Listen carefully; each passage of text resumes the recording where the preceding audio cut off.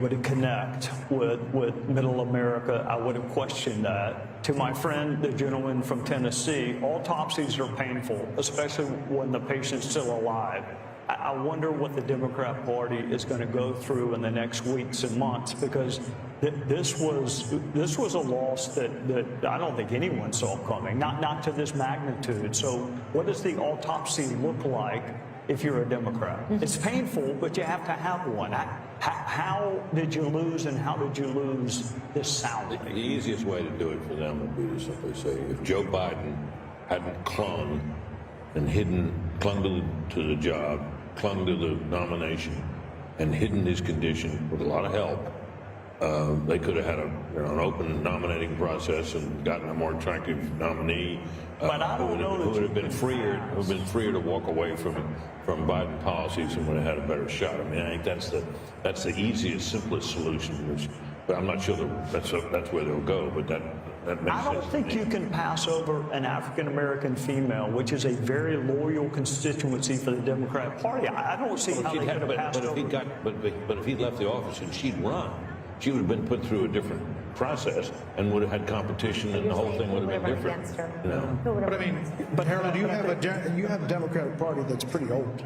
I mean, you have Nancy Pelosi and Chuck Schumer and Joe Biden. You got Andy Beshear, you got Josh Shapiro, you got Gretchen Whitmer. That's a different kind of Democrat, and that is not the progressive Democrat that wins in a primary. So is it going to be a change in your party? Well, we nominated a Bill Clinton and a Barack Obama who were not from the old days party. So I think we'll do that. Look, tonight, what happened this evening and what's happened over the last year has been described. There were those on this panel who didn't believe that this resurrection could have occurred. So if this can happen, things are possible in politics if you're willing to change and willing to have courage and determination. And whatever Democrats or anybody want to say about this guy who's been elected our president, he personifies that courage and determination and persistence. So I think, Trey, you were asking a serious question, and Britt gave a very serious answer. I think that's going to be part of the answer.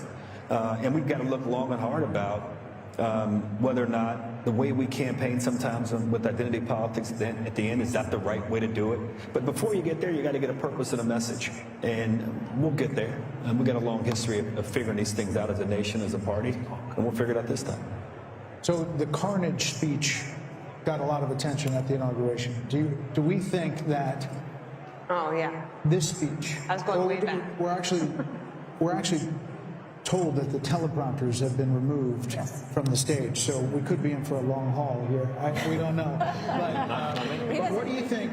He's coming, but there may not be. I'm saying he goes off the teleprompter anyway. But he, the other night at the Al Smith dinner, he was upset that there were teleprompters, because he doesn't want to use them. So. Right. So, Dana, what does this speech look like? This one right now? Yeah. I think look, I don't know. He's one of the most unpredictable people, too. So I think that's why we're all here, and I'm wide awake, and I've been awake for almost 24 hours now. And I am curious to see. I think I wasn't just thinking about this speech. I'm thinking about the inauguration speech, which would be 8 years since Carnage speech. He has a wide range of the types of speeches that he can give. If you think even within a speech, there's range. If you think about the RNC convention, it started off with like, oh, wow, yeah. And then after a while, like, wow, he's still talking. It was like so long, and it kind of got off script, and people thought, oh, he kind of lost opportunity. But he didn't. I think if you look at these people who would take off work, drive somewhere in the middle of the night to go and get in line, to wait for hours, to then stay at a rally for hours, and part of the things he has done as well is created this camaraderie amongst people so that you could go to a place where you're not afraid to wear your red MAGA hat, and you could say, I'm not the crazy one. I'm not the only one who thinks the way that I do. I can actually have friends, and that doesn't mean that there shouldn't be outreach to the other side. I believe in love thy neighbor. I love all of that. But he has created something special here, so I kind of want him to take a victory lap tonight. I don't think this is necessarily the moment for unity, especially when she won't even concede and give him the night to celebrate. Kellyanne, you were looking at the popular vote. He's still up, and could finish up. And part of it is because he did run up the totals in places I was looking at, even the rural counties in Pennsylvania. He was going to win them by significant double digits, but he won them that much more. I think running up the totals in Florida, which was a swing state not that long ago, over 1.1 million votes or so. Haley, right, your home state. And this is, look, I think that when the Democrats take a look at this candidacy, it's not going to be that she had too much time, not enough time. She's just a flawed candidate. She doesn't speak well. She doesn't work hard. I'm not being mean or partisan. I don't know why the country would have rewarded this candidate with the big job when she couldn't make the case what she does as vice president that affects our lives in a positive way. She was given that opportunity. I personally would like to thank the women of The View tonight for asking this question, for having her on. Oprah, we see you, and so on and so forth. People who thought they were doing her a favor because they made her something she's not. It's the opposite for Trump. They make him something he's not. Take that one word, take that one line, take that cherry pick this, that, the other. You never get the essence. I go back, does everybody remember 5 years ago, so Laurel and Yanny, or what color dress? You hear Laurel, I hear Yanny. You see a blue dress, I see yellow dress. We were all looking at the same thing. That's the way Donald Trump is in this country. There are people who look exactly the same person, and they see two different vistas. I think it's time that we try to see one. Look, I don't know who said it earlier. I'm a little worried about the reaction of the Democrats and the common people here. I'm very worried. I think that there are a lot of unhinged people across the political spectrum, and we gave very little quarter to how many anti-Kamala voters are out there. I don't want to hear the words racism and sexism. It's eyesight and hearing. We were listening and watching her. And I'm very worried that we've not talked a lot about how violent people may be and angry because she lost. Right. I'm afraid of that. Right. I mean, I can just imagine thinking about The View, and a week or so ago, they were saying, what is wrong with someone who would vote for him? Michelle Obama. And Joe Scarborough saying, we weren't raised like this. Who raised these people? So I can only imagine what tomorrow is going to look like.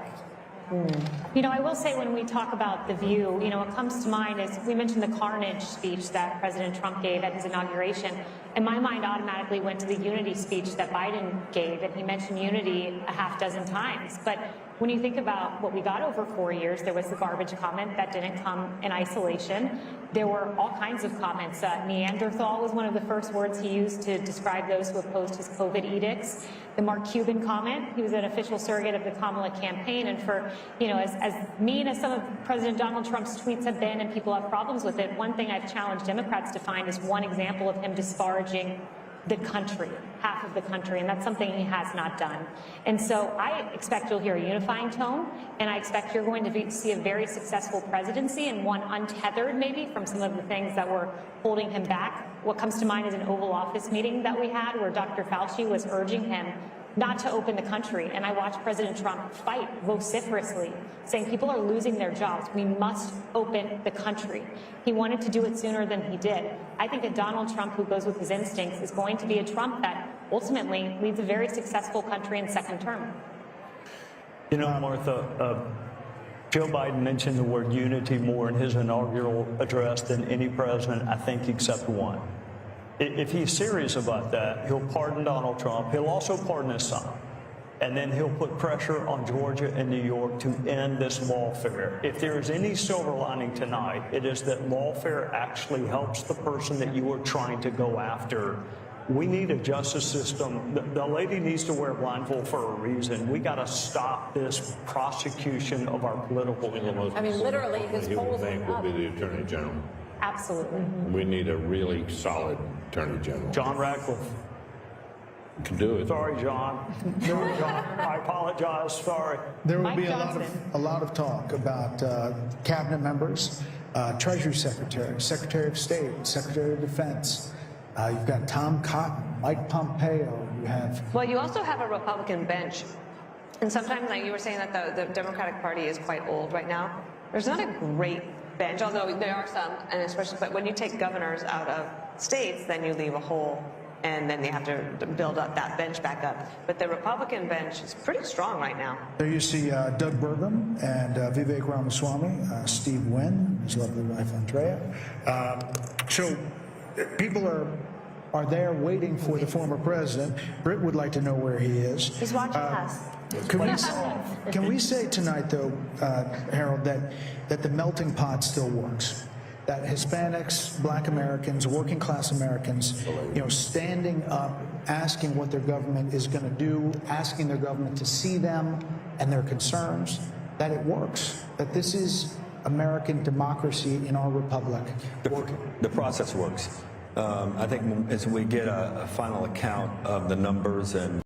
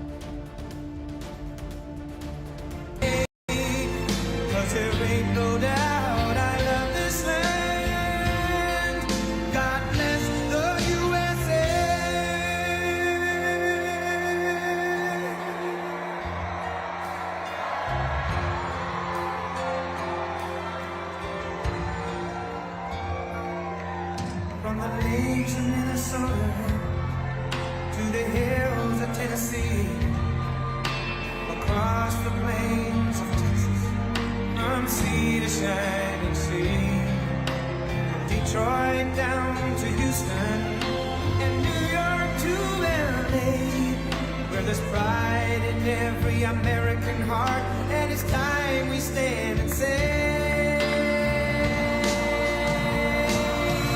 that I'm proud to be an American, where at least I know I'm free, and I won't forget the men who died, who gave that right to me, and I gladly stand up next to you and defend her still today, 'cause there ain't no doubt I love this land. God bless the USA.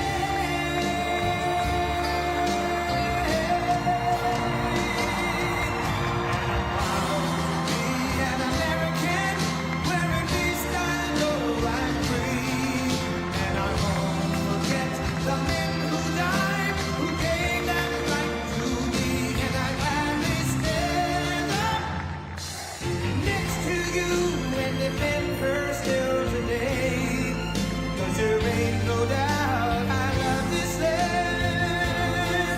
God bless the USA.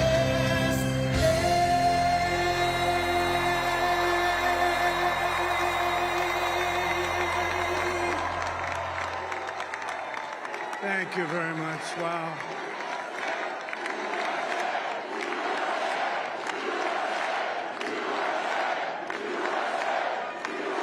Well, I want to thank you all very much. This is great. These are our friends. We have thousands of friends on this incredible movement.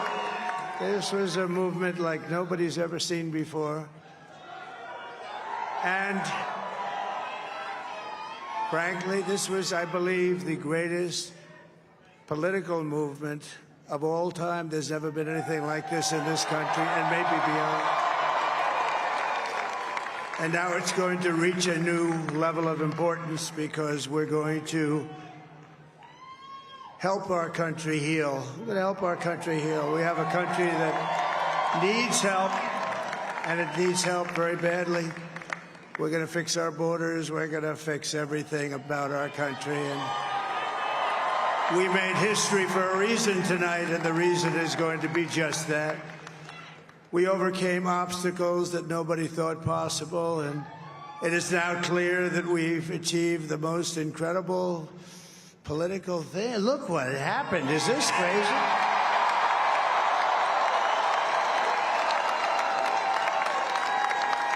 But it's a political victory that our country has never seen before, nothing like this. I want to thank the American people for the extraordinary honor of being elected your 47th president and your 45th president. And every citizen, I will fight for you, for your family, and your future. Every single day, I will be fighting for you, and with every breath in my body, I will not rest until we have delivered the strong, safe, and prosperous America that our children deserve and that you deserve. This will truly be the golden age of America. That's what we have to have. This is a magnificent victory for the American people that will allow us to make America great again. And in addition to having won the battleground states of North Carolina, I love these places, Georgia, Pennsylvania, and Wisconsin, we are now winning in Michigan, Arizona, Nevada, and Alaska, which would result in us carrying at least 315 electoral votes, but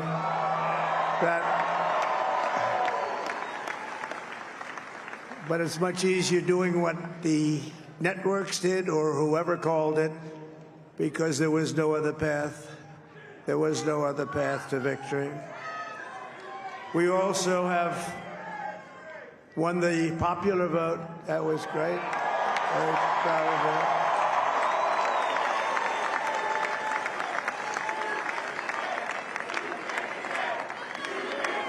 Thank you.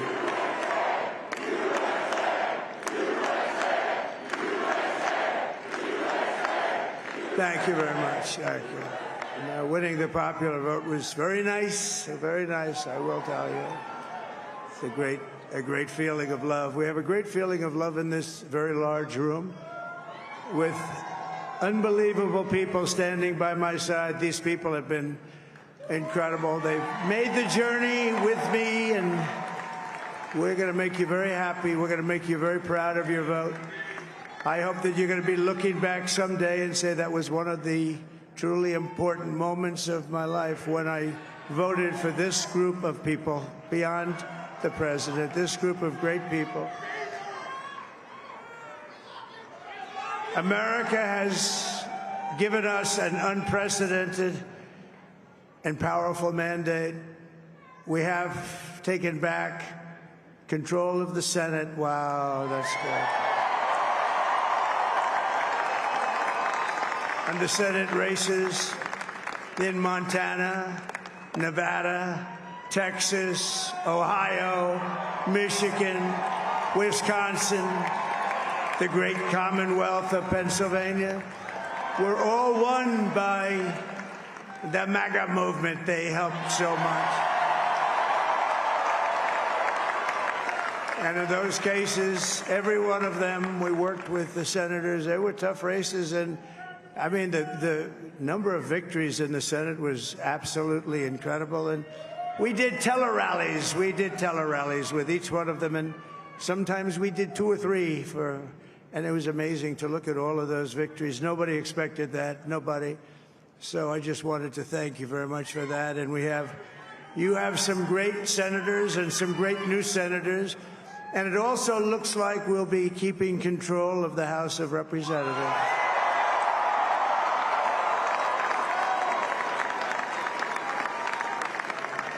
And I want to thank Mike Johnson. I think he's doing a terrific job.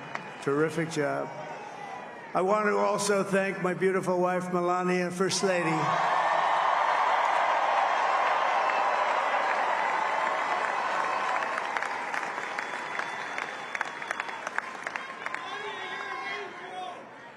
Who has the #1 best-selling book in the country. Can you believe that?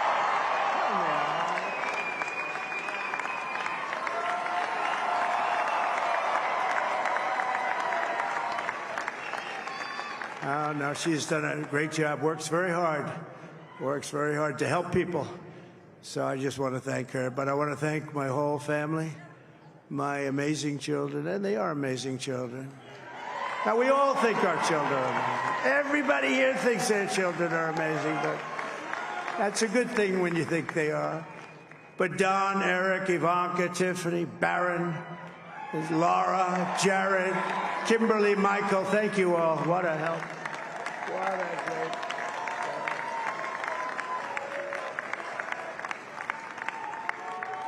My father-in-law, Victor, is tremendous, and we miss very much Melania's mother, Amalia. We miss Amalia, don't we, huh? She would be very happy right now, standing on this stage. She'd be so proud. She was a great woman, that one. Beautiful inside and out. She was a great woman. I want to be the first to congratulate our great, now I can say, Vice President-elect of the United States, J.D. Vance.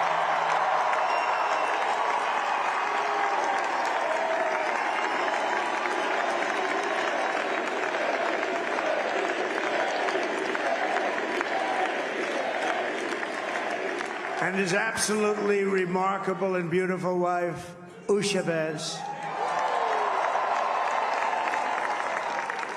And he's a feisty guy, isn't he? You know, I've said, go into the enemy camp.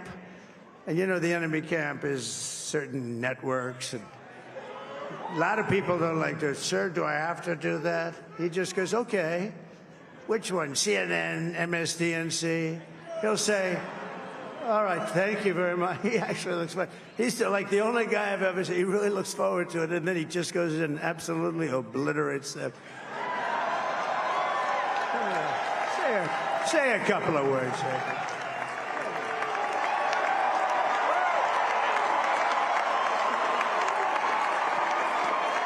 Wow.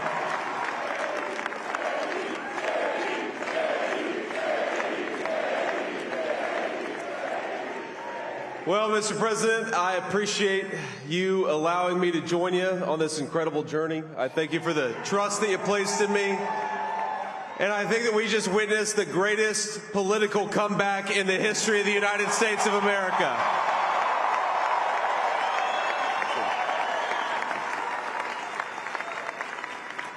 And under President Trump's leadership, we're never going to stop fighting for you, for your dreams, for the future of your children. And after the greatest political comeback in American history, we're going to lead the greatest economic comeback in American history under Donald Trump's leadership.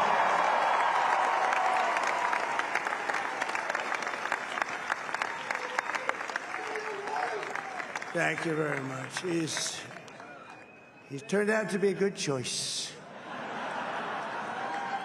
I took a little heat at the beginning, but he was, I knew the brain was a good one, about as good as it gets.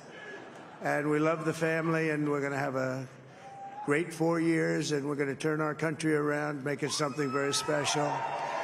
It lost that little thing called special. We have to make it so. We're going to make this so great. It's the greatest country and potentially the greatest country in the world by far. And right now, we're going to just work very hard to get all of that back. We're going to make it the best it's ever been. We can do that. If we had to wait longer, I don't know. It was going bad, and it was going bad fast. We're going to have to seal up those borders, and we're going to have to let people come into our country. We want people to come back in, but we have to let them come back in, but they have to come in legally. They have to come in legally. Let me also express my tremendous appreciation for Susie and Chris, the job you did. Susie, come here. Come here, Susie. Chris, come here, Chris. Susie likes to stay sort of in the back, let me tell you. The Ice Maiden, we call her the Ice Maiden. Come here, Chris. Come here, Chris. Susie likes to stay in the background. She's not in the background. Come here, Susie. This was unexpected, but I just want to thank, obviously, President Trump for this journey. It was a great one, and he's a hell of a candidate, and he's going to be a hell of a great 47th president. And this team that we had, the best team, and, of course, even my boss, Susie Wiles, the best. Thank you. Thank you, and thank you, Susie. Look at her. She's shy. I've never seen her be shy before. Susie. They're great. Everybody up here is great. Everybody up here is very special. But the Trump, who did you say? Oh, let me tell you, we have a new star. A star is born, Elon. Now he is. Now he's an amazing guy. We were sitting together tonight. You know, he spent 2 weeks in Philadelphia and different parts of Pennsylvania, campaigning. You know, he sent the rocket up 2 weeks ago, and I saw that rocket, and I saw it coming down. I saw it. When it left, it was beautiful, shiny white. When it came down, it didn't look so pretty. It was going 10,000 miles an hour, and it was burning like hell. I said, what happened to your paint job? He said, we've never made a paint that could withstand that kind of heat. And but I saw it come down and turn around. And it was, you know, it's like 22 stories tall, by the way. It looks a little smaller than that, but it's big. And it came down, and you saw that fire burning. And I'm saying, only Elon could do this. It must be an Elon. And I tell the story. I told it last night. I had a man on the phone. I had the screen muted, no sound. I was talking to a very important man, happens to be here tonight. Very important guy, one of the most important people in, I would say, the country, actually. But, you know, I was president, and now it looks like I was going to be maybe president again, so I figured I could ask him to hold. So I asked him to hold, and especially because you're going to be president again, they hold. So I took the phone down, and I'm looking at the screen. I'm seeing this crazy thing that's going around and coming down. It looks like it's going to crash into the gantry. And I said, oh, no. And I said, do me a favor, do you mind holding for a couple of minutes? I want to see this. I thought it was a space-age movie or something. I put the phone down. Bad part, I didn't pick it up for 45 minutes, and he was holding. But this spaceship came down, and I saw those engines firing, and it looked like it was over. It was going to smash, and then I saw the fire pour out from the left side, and I put it straight, and it came down so gently, and then it wrapped those arms around it, and it held it, and just like you hold your baby at night, your little baby. And it was a beautiful thing to see, and I called Elon. I said, Elon, was that you? He said, yes, it was. I said, who else can do that? Can Russia do it? No. Can China do it? No. Can the United States do it other than you? No. Nobody can do that. I said, that's why I love you, Elon. That's great. And you know, when we had the tragic Hurricane Helene, and it hit North Carolina, they were really devastated, the water. This was a big water, as big as we've ever seen, water hurricane. It built lakes out of nothing. Fields became lakes, and the danger was unbelievable. And the people from North Carolina came to me and they said, would it be possible, at all possible, for you to speak to Elon Musk? We need Starlink. I said, what's Starlink? It's a form of communication. So I called Elon, and I'll tell you what, he had, and it was very dangerous. People would die. They had no communication. All the wires were down. I called Elon Musk. I said, Elon, you have something called Starlink. Is that right? Yes, I do. What the hell is it? He said, it's a communication system that's very good. I said, Elon, they need it really, really badly in North Carolina. Can you get it? He had that there so fast. It was incredible. So, and it was great. It saved a lot of lives. He saved a lot of lives. But he's a character. He's a special guy. He's a super genius. We have to protect our geniuses. We don't have that many of them. We have to protect our super geniuses. I want to thank some of the guys. You know, we have up here today the U.S. Open champion. He's a fantastic golfer. He's slightly longer than me. Hits the ball a little bit longer than me. Just a little bit. Bryson DeChambeau is up here someplace.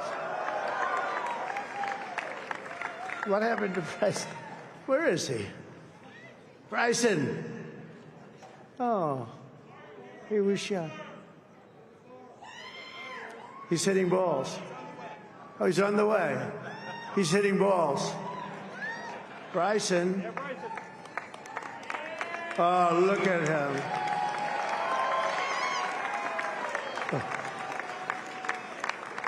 He's got a great career going. Great U.S. Open, Bryson. That's a fantastic job. And we also have a man, Dana White, who has done some job. He's a tough guy.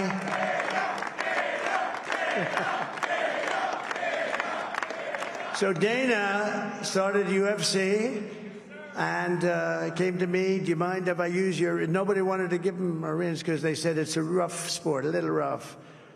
And I helped him out a little bit, and I went, and they said, this is the roughest sport I've ever seen, but I began to like it, and he loved it, and nobody's done a better job in sports. And you know, he's a very motivational kind of a guy, what he does. He gets these fighters, and they really go at it, and it's become one of the most successful sports enterprises anywhere at any time.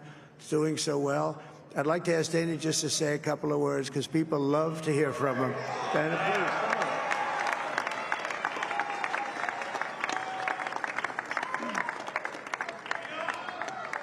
please. Nobody deserves this more than him, and nobody deserves this more than his family does.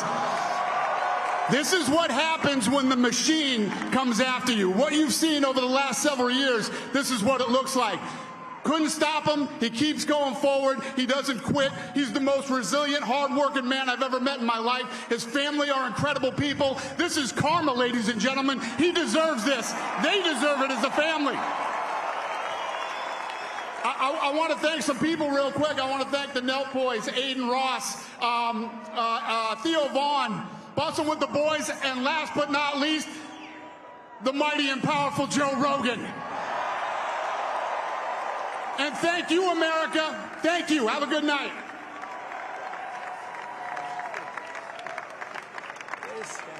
That is a piece of work.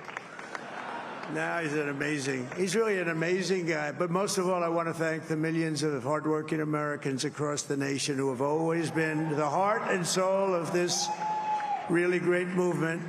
We've been through so much together, and today you showed up in record numbers to deliver a victory like probably like no other. This was something special, and we're gonna pay you back. We're gonna do the best job. We're gonna turn it around. It's got to be turned around. It's got to be turned around fast, and we're gonna turn it around. We're gonna do it in every way, with so many ways, but we're gonna do it in every way. This will forever be remembered as the day the American people regained control of their country.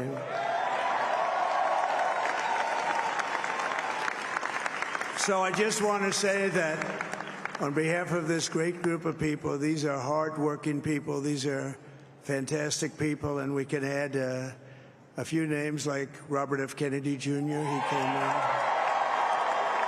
And he's going to help make America healthy again.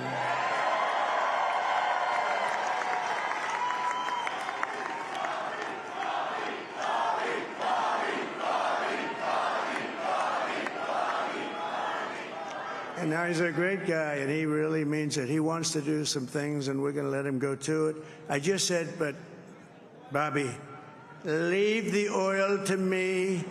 We have more liquid gold, oil and gas. We have more liquid gold than any country in the world, more than Saudi Arabia. We have more than Russia. Bobby, stay away from the liquid gold. Other than that, go have a good time, Bobby. We're going to be paying down debt. We're going to be reducing taxes. We can do things that nobody else can do. Nobody else is going to be able to do it. China doesn't have what we have. Nobody has what we have. But we have the greatest people also. Maybe that's the most important thing. This campaign has been so historic in so many ways. We've built the biggest, the broadest, the most unified coalition. They've never seen anything like it in all of American history. They've never seen it. Young and old, men and women, rural and urban.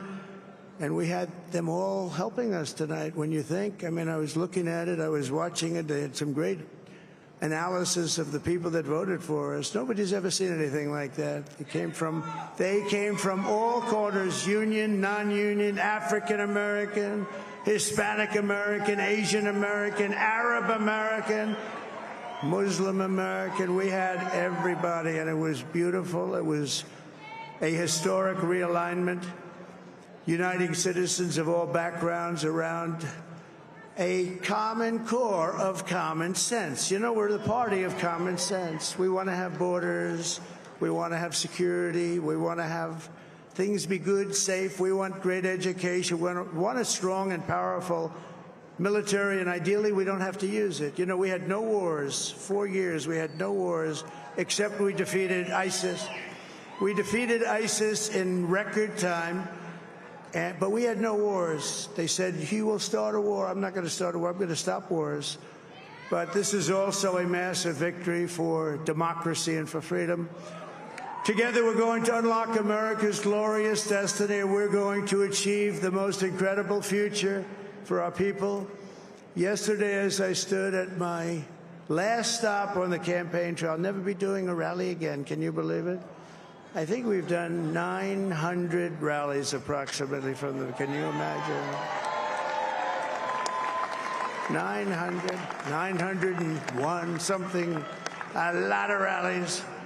And it was sad. Everybody was sad. Many people, I said, this is our last rally. But now we're going on to something that's far more important, because the rallies were used for us to be put in this position where we can really help our country. That's what we're going to do. We're going to make our country better than it ever has been. And I said that many people have told me that God spared my life for a reason.